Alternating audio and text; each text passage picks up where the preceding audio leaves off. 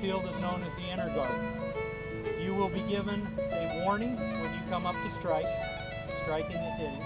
You come up to strike, you'll address the umpire and say, "Sir, I'll be striking from this side of the plate," depending upon whether you're a righty or a lefty. You will then address the hurler and say, "Sir, I'd like my pitch placed approximately here," or something to that effect. This is a hitter's game. It's not a game where you try to get the striker out by striking him out. We like to see high scores. You will get a warning. Then you will either be called for a ball or a strike.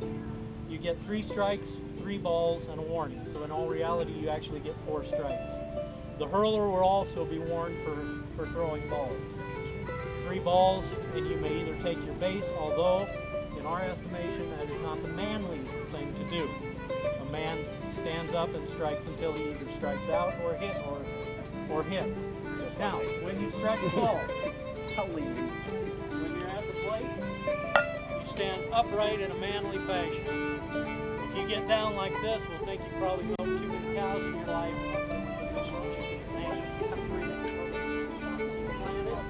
Imagine a line from here to here, bisect the plate. It's what you use when you have made it all the way around the base.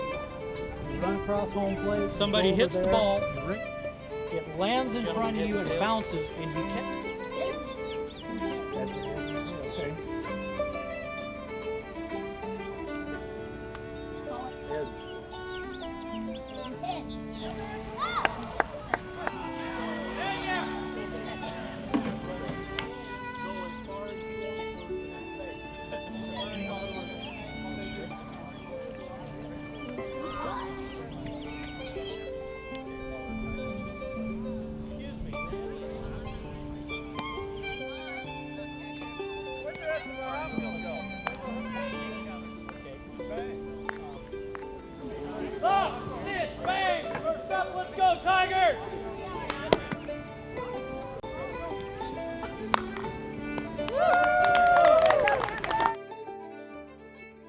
With all the controversy surrounding steroids, high-priced players, and over-the-top egos, it's no wonder the game of baseball isn't exactly what it once was. Today in Farwell, though, the past came alive. The Farwell Athletic Club this afternoon honoring teams from the old Sherman-Howard Semi-Pro Baseball League, including the 1926 team that won the Howard County pennant. The event gave fans both old and young alike a chance to take the game in as what it was meant to be. I just realized that it was just part of growing up was watching town team baseball on Sunday afternoons and, you know, hearing the sound of baseball and watching the guys play and root for the home team, and it was just a great experience. Back in those days, we used to just practically die to be able to get on the team and be able to play in the old Sherman-Howard League. Back when I was even smaller than that, we used to make a mad dash down so that we could get foul balls for a nickel apiece and watch the ball game. Has a long and proud baseball tradition dating way back to the early part of the 20th century. Over the past weekend, some players from the Sherman-Howard Baseball League gathered in Farwell to relive some of those memories. Back in those days, we used to just practically die to be able to get on the team and be able to play in the old Sherman-Howard League. Back when I was even smaller than that, we used to make a mad dash down so that we could get foul balls for a nickel apiece and watch the ball game. It was an era when baseball was simply just a game. The old Sherman-Howard Semi-Pro Baseball League would draw some of the area's fiercest competitors to play on its teams, creating a legacy that lives on today. The history of the old-timers that played and the equipment they had, the baseball bats they had, and the balls were different, our gloves were different, and it's just good to go back and be in that part of the era. But it was more of a closeness to the fans, to the people that were playing the ball game. You really enjoyed them because they would criticize you or they would applaud you, and you really made you feel like you were really playing a great game of baseball. With steroids and oversized egos running its course on the game of baseball today, the memories of the old league are something that stays close to the hearts of all those involved. As part of growing up was watching town team baseball on Sunday afternoons and, you know, hearing the sound of baseball and watching the guys play and root for the home team, and it was just a great experience. Say hey, say hey, say hey, I'm talking women.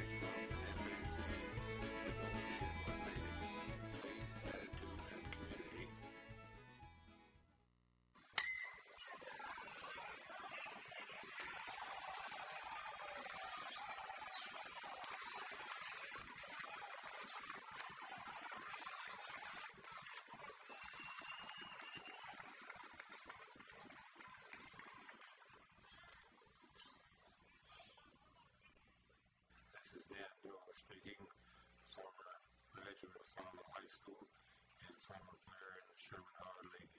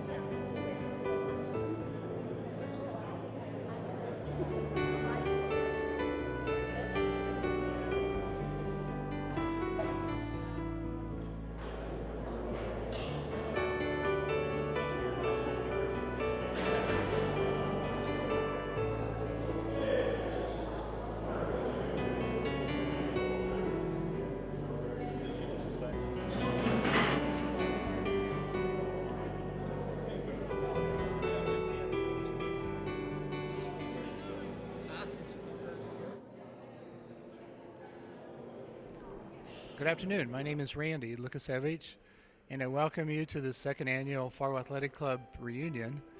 And it's a celebration of the class of 1955 and 56, graduating class. The class that had a successful, very successful athletic career of going almost all defeated in a reserve varsity and volleyball, and also going to state undefeated and then losing the final game. So to recognize that class, which also was the largest graduating class from Farwell. There were 13 graduates. And the other cause for the celebration is to recognize the 1926 Howard County champions, which were Farwell. And a few of those players, hardly any, are with us today, but their families and descendants are here. So it's today to celebrate, to recognize the sports, the accomplishments, and also the community. You know, sports was a big part of the community, but there was so much more to this community besides sports.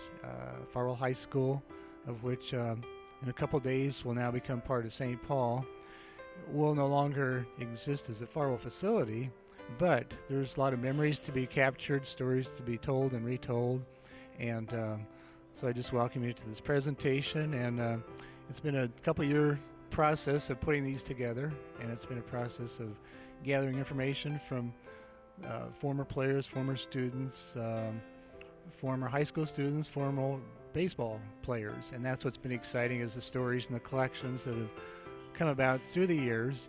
And I just hope it's a wonderful, delightful experience for to see, watch, experience, listen, and see for your sake and for future generations.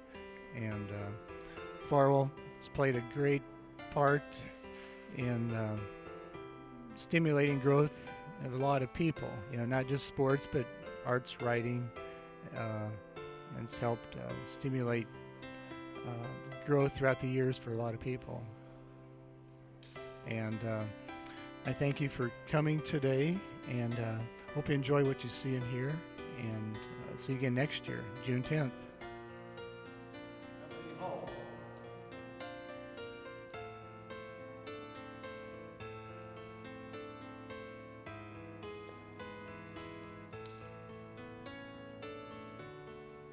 Most colors. 2.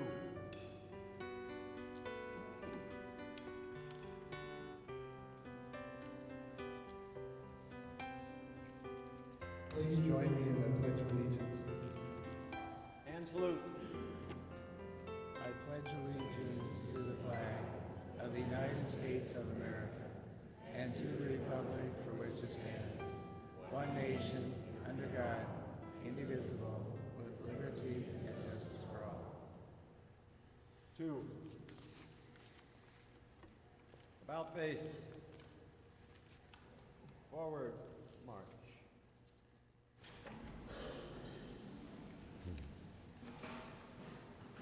Good afternoon, everyone. Isn't this a glorious day the good Lord has given us for this celebration? I want to thank Him for the beautiful day and for the days that we have passed and passed. Today, we are to honor the athletes of the Farwell School. But before I start, I'd like to honor, first let's start at the beginning. I'd like to honor our grandparents, our great-grandparents. Can you imagine coming through this country in a covered wagon and taking a homestead somewhere out here and digging a hole? And that's where they lived until they had enough money to build a home. Each one of us have had a journey. They have had a journey. They came from the foreign countries, and I really don't know what a Bohemian is talking to the Polish people for. But anyway, let's just keep going from there to there. Your great-grandparents have seen that this particular city or town needed a church or churches. It needed schools. You had banks.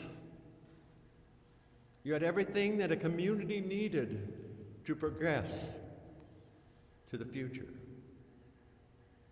So consequently, we want to thank all those who made this possible. Also, I like to, and it's rather interesting, Howard County, and some of you probably do not recognize, over 2,000 men and women went to service. Had the most men and women who went to service for a county of this size. At one time, this county contained close to 11,000 people.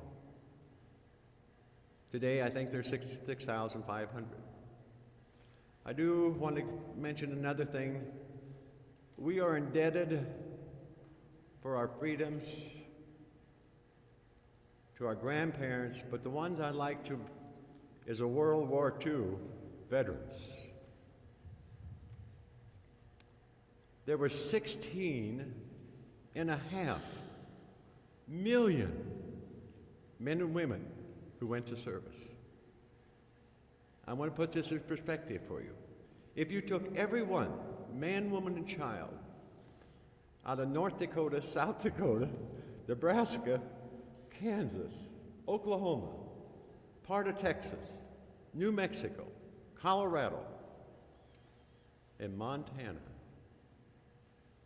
that's how many men and women went to service. Close to 500,000 who have died so that we could have this program today. And so, from my heart to all of you, to all the veterans, to our grandparents who made this possible, I think we owe a deep gratitude of thanks. A prayer that I'm going to say today. Oh, before I start, I had the opportunity of playing, Jim Horka can probably tell me what year it was. Jim, when did you go to the state? Was it 49? 56. No, you went? 48. 48, okay. There was Big Don Walensky. You remember Don? There was Dale Olson, Galen Wysocki. Is it Galen or Dallas? I don't remember. There was also Mert Lukasavich. I mentioned Dale Olson, Ted Sasma. But incidentally, most of you and some of you recognize that they never had a gym to play in. They played outside, and they had enough energy.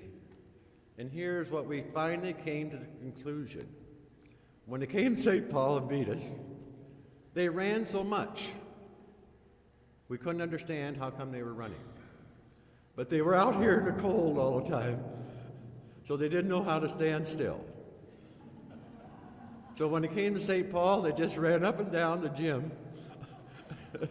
And I got to tell you, Dale Olson and Wysocki was two of the finest players I've ever met or ever seen.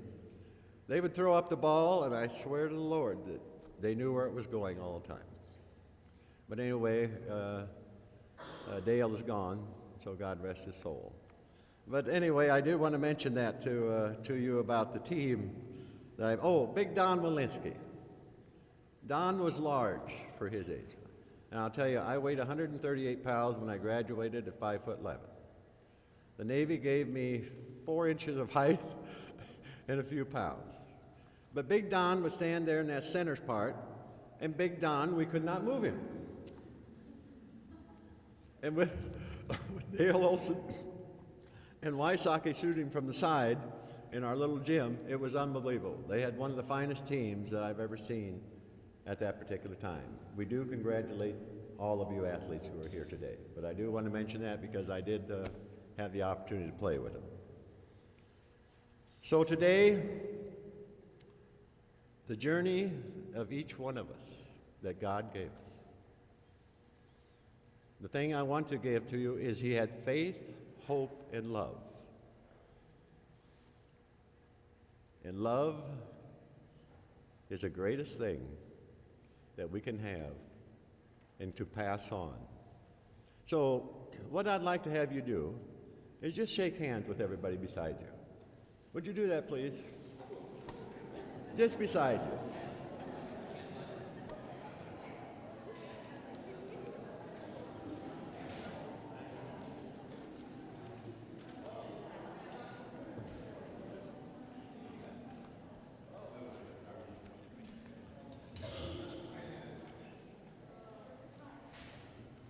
We have some people coming here before we say the prayer. We'll have to be seated, please.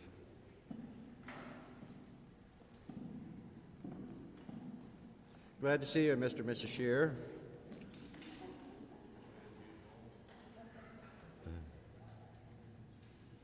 Dear God, let us pray. We give thee thanks for the good examples of all those, thy servants, who have finished their course in faith. Do now rest from their labors.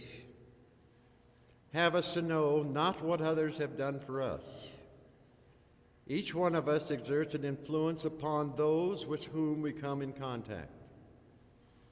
As we go along and decide a question of usefulness and happiness for another, O God, whose presence is everywhere and whose mercy never fails, we magnify these for the gifts, especially for the promise of peace which passes all understanding.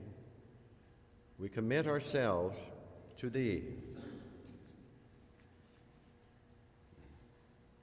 We here today would like to thank our parents and our grandparents. We want to thank them for their love, their compassion to their friends and to their community, and to the greatest country in the world, the United States of America. In God's name, amen. Thank you, Jerry, for the wonderful prayer and comments. Well put. I'm Randy Lukasevich. I grew up about 100 feet outside front door here, so this building has kind of meant something throughout the years, and appreciate all you coming from short distance or afar, and hope it's a meaningful celebration for you. I would like to recognize the class of 55 and 56, which is here to my left, and we'll be hearing from them later. And also, we're honoring the team of 1926, and the chairs are here. You know, we've put out chairs for them, and we'll hear about them later also. And I'd like to, if there's any, perhaps, players from the Sherman-Howard League, if anyone's ever played it from any town, would they please stand? Or anyone that's umpired for 40-some years, please stand also.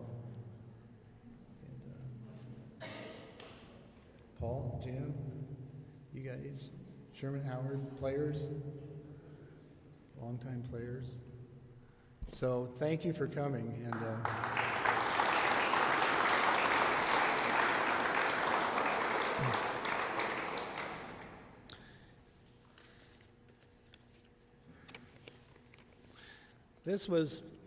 this is part of a introduction by a person named Galen Jackson. On the 1939 picture, team photo, he's a little bat boy. It's right behind me here. Anyway, this is something he wrote. This is a 1942 graduate of Farwell High School. This is the beginning of his autobiography. Remembering is the basis for knowledge and reason, because the capacity to learn depends upon memory, the accumulation of experience, not only from our own lifetimes, but from lifetimes across the ages. Our consciousness of the past is of stories, evolving autobiographies that explain who we were, who we are, that whisper of our most intimate aspirations. We create ourselves from stories that can join us to places, bind us to each other, blend individual and communal identities, and provide definition, context, continuity, perspective, and personality. Our propensity for words, language, and story is not learned. We are born with the capacity for speaking with words, for telling stories, for describing who we are, and for remembering.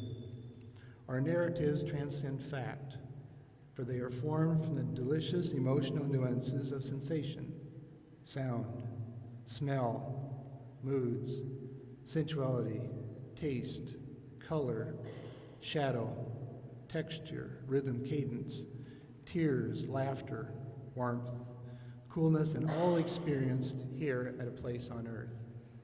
And I think the fact that, you know, we're all here, we've had some connection to Farwell at some point. And so I thought it rather profound as part of the day that we're here to recognize the athletes from those particular years, the graduates, but also all the contributions, you know, to the arts, to the language, to the you know, the full gamut of the person, and this was a great experience of the quality of a small school.